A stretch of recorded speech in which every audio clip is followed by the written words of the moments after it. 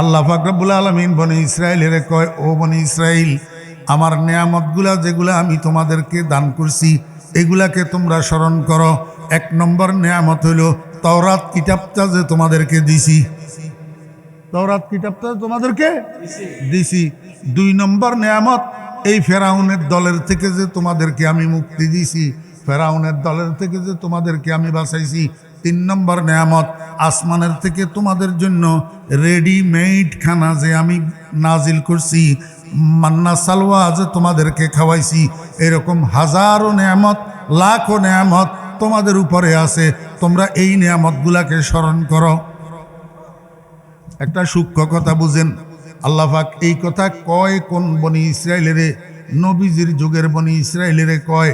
কিন্তু নিয়ামত যেগুলার কথা উল্লেখ করতেছে এই নিয়ামতগুলা নবীজির যুগের ইয়াহুদিরা পাইছে নাকি আগের যুগের ইয়াহুদিরা পাইছে? হ্যাঁ, আগের যুগের ইয়াহুদিরা পাইছে।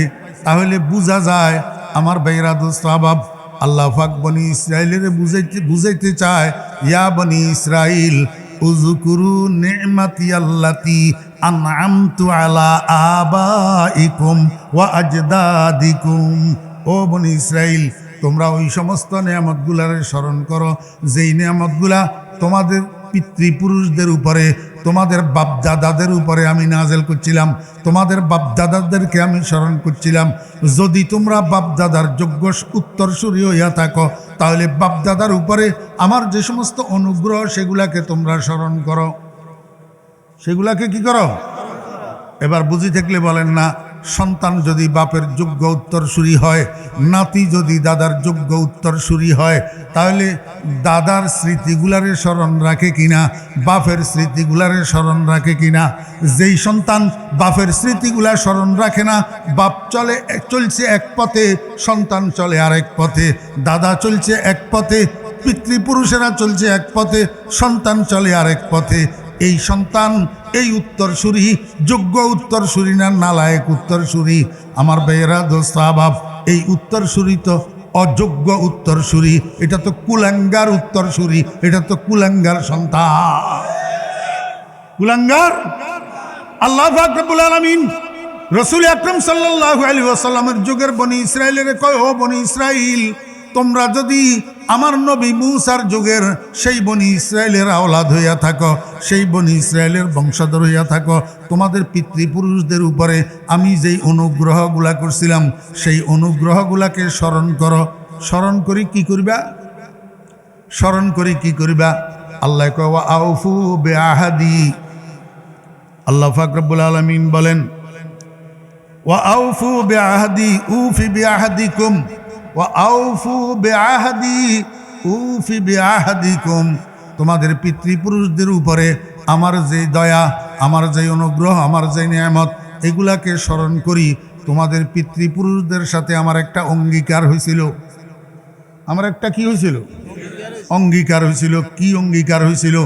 আজকে তোমাদের সামনে আমার যেই বন্ধুটা আছে মুহাম্মদুর রাসূলুল্লাহ সাল্লাল্লাহু আলাইহি ওয়াসাল্লাম, এই মুহাম্মদুর রাসূলুল্লাহ সাল্লাল্লাহু আলাইহি ওয়াসাল্লাম যে দুনিয়াতে শেষ নবী হিসাবে, সর্বশেষ নবী হিসাবে দুনিয়াতে আসবে, এই আলোচনা আমি তোমাদের পিতৃপুরুষদের যেই কিতাব তাওরাত, এই তাওরাতের মধ্যে আমি আলোচনা করছি। আমি আলোচনা করছি।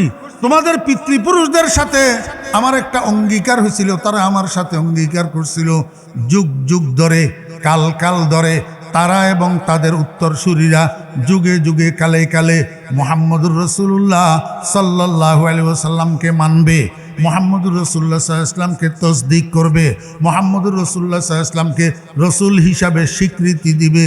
মুহাম্মদুর রাসূলুল্লাহ সাল্লাল্লাহু আলাইহি ওয়াসাল্লাম যেই ধর্ম, যেই দিন, যেই ইসলাম নিয়ে আসবে, এই ইসলামের অন্তর্ভুক্ত হইয়া নবীর অনুসরণ করবে।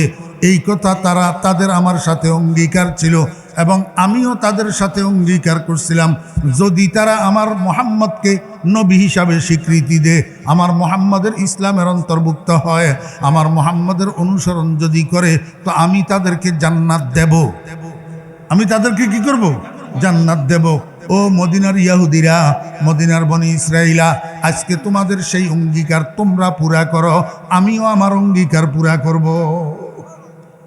আউফু বিআহদি উফি বিআহদিকুম, ও ইহুদির গোষ্ঠী, তোমরা তোমাদের পূর্বপুরুষদের দেওয়া অঙ্গীকারটা, আমার সাথে যে অঙ্গীকার হয়েছে এটাকে তোমরা পূর্ণ করো।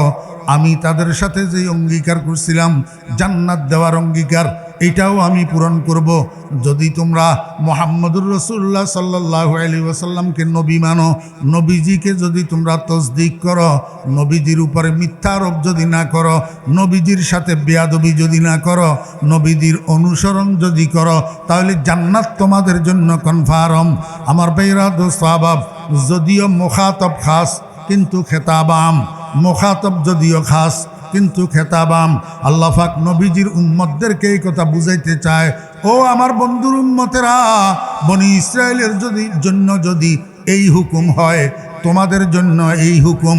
তোমরা আমার বন্ধুর উম্মতেরা যদি জান্নাতের কামনা করো, যদি জান্নাতের আশা অন্তরে লালন করো, তাহলে আমার বন্ধুর অনুসরণ করো। মুহাম্মদুর রাসূলুল্লাহ সাল্লাল্লাহু আলাইহি ওয়াসাল্লামের আদর্শে অনুপ্রাণিত হও, নবীজির আদর্শ অনুসরণ করো। খবরদার ইন্ডিয়ার আমেরিকার অনুসরণ করিও না। ওমা কিও কথায় কথা আসবে না? হ্যাঁ, খালি কাগজের এক পৃষ্ঠা পড়লে হইব না, আর এক পৃষ্ঠা পড়তে হইব না। হ্যাঁ, মুহাম্মদুর রাসূলুল্লাহ সাল্লাল্লাহু আলাইহি ওয়াসাল্লামের অনুকরণ করো, মদিনার কামলিওয়ালার অনুসরণ করো। এই কথার মানে আমারে মদিনার পাগল বানাও, মদিনার কামলিওয়ালার পাগল বানাও। আমার আমেরিকারও দরকার নাই, আমার ভারতেরও দরকার নেই। আমার ভাইরা দোস্ত আহবাব, এখন তো আমাদের দেশের মানুষ তিন ভাগে বিভক্ত হয়েছে। কয় ভাগে? তিন ভাগে। এক ভাগ ভারতমুখী, এক ভাগ কি মুখী? ভারতমুখী। ভারত ছাড়া আর বাংলাও বুঝে না, ভারতের বন্ধু মনে করে। ভারতের কি মনে করে? বন্ধু মনে করে। আর এক ভাগে কয় যে তোরা খারাপ, তোরা ভারত প্রেমিক হবি কেন? ভারত ইসলামের দুশ্মন, মুসলমানের দুশ্মন, দেশের দুশ্মন, জাতির দুশ্মন, দেশের স্বাধীনতার দুশ্মন, সার্বভৌমত্বের দুশ্মন। ভারত চায় বাংলাদেশটারে দখল করি করায়ত্ত রাজ্যে পরিণত করত। এই জন্য ভারতমুখী হওয়া যাবে না। আমি তোমারে জিজ্ঞেস করি, তাহলে তুমি কি? তুমি ভারতমুখী না এই কথা ঠিক, কিন্তু তুমি তো আমেরিকামুখী। তুমি কোন মুখী? আমেরিকামুখী। তাহলে ফাররা মিনাল মতর কাররা তাহাতাল মিজাব, তুমি বৃষ্টিতে ভিজি যেতেছ, এই জন্য বৃষ্টিতে ভিজার থেকে বাঁচার জন্য দৌড় দিছ। যাইয়া কোথায় দাঁড়াইলা? ঝর্নার নিচে। এখন তো আরো ভালোভাবে ভিজবা, এখন তো আবার কি ভিজবা? ভালোভাবে ভিজবা। তুমি ভারতমুখী না, এটা ভালো, ঠিক আছে। ভারত ইসলামের দুশ্মন, কোরআনের দুশ্মন, ভারত দেশের দুশ্মন, জাতির দুশ্মন, কিন্তু আমেরিকা কি মুসলমানের বন্ধু নেই? আমেরিকা কি ইসলামের বন্ধু নেই? আমেরিকা কি বাংলাদেশের বন্ধু নেই? আমার ভাইরা দোস্ত আহবাব, একটু নুনের থেকে চুন খসলে বাংলাদেশের মাথার উপরে বোমা নিক্ষেপ করতে একটুও তো চিন্তা করবে না। আমার ভাইরা দোস্ত আহবাব, একটুও তো দ্বিধাবোধ করবে না এটারে ফিলিস্তিন বানাইতে। দ্বিধাবোধ করব? অপেক্ষা করো না আমার মুসলমান ভাইরা, অপেক্ষা করো না। সম্মতিতে মুসলমানেরা তোমরা চলতেছ, তোমাদের কপালে বোমা ছাড়া আর কিছু না। হ্যাঁ, আমার ভাইরা দোস্ত আহবাব, এই জন্য আমার দাদা পীর পটিয়ার হযরত মুফতি আজিজুল হক সাহেব রহমতুল্লাহ আলাইহি শেষ রাত্রে তাহাজ্জুদের নামাজের পরে আল্লাহর দরবারে মুনাজাত ধরে কেনতেন, না আমেরিকা না লন্ডন সে হো উলফত, হামে মস্তে মদিনা কর খুদায়া।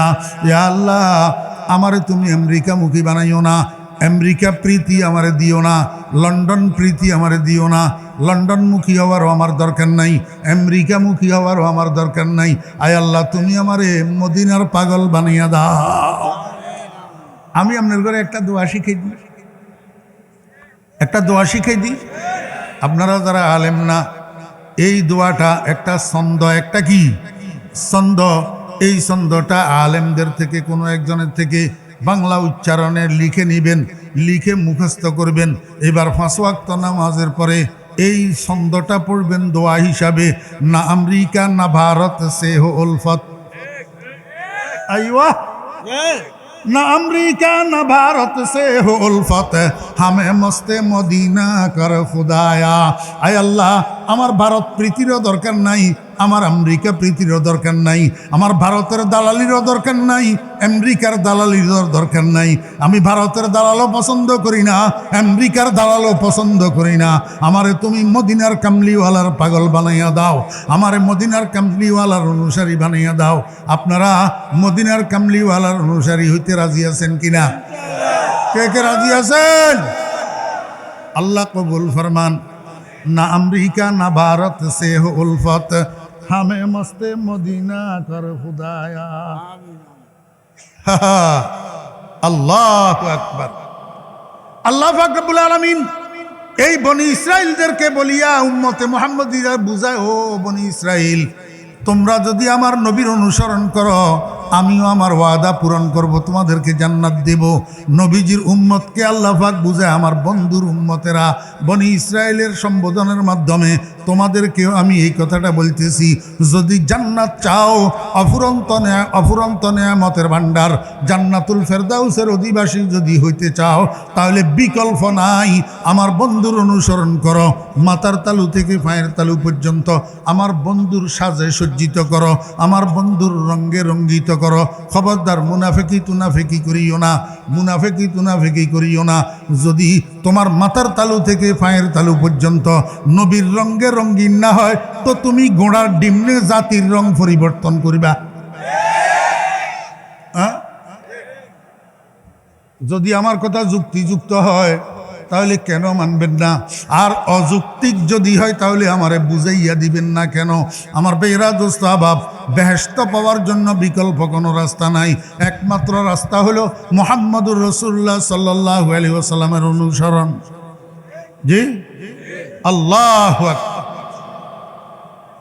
আমার বেহরা দোস্ত আবাব, আপনারা ঘর বাঁধেন যে ঘর, আগে কি বাঁধেন? ঘরের বিটা, ঘরের, তারপরে কি করেন?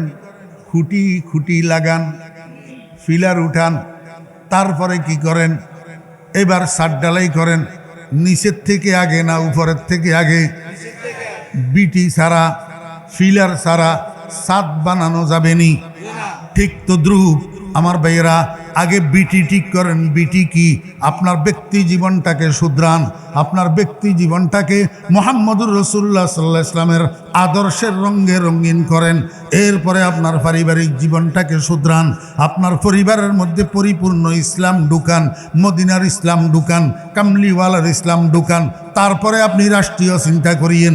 আপনি তো উপরের দিক থেকে আগে ছাদ বানানোর চিন্তা করতেছেন, নিচে ঠিক নাই, নিচে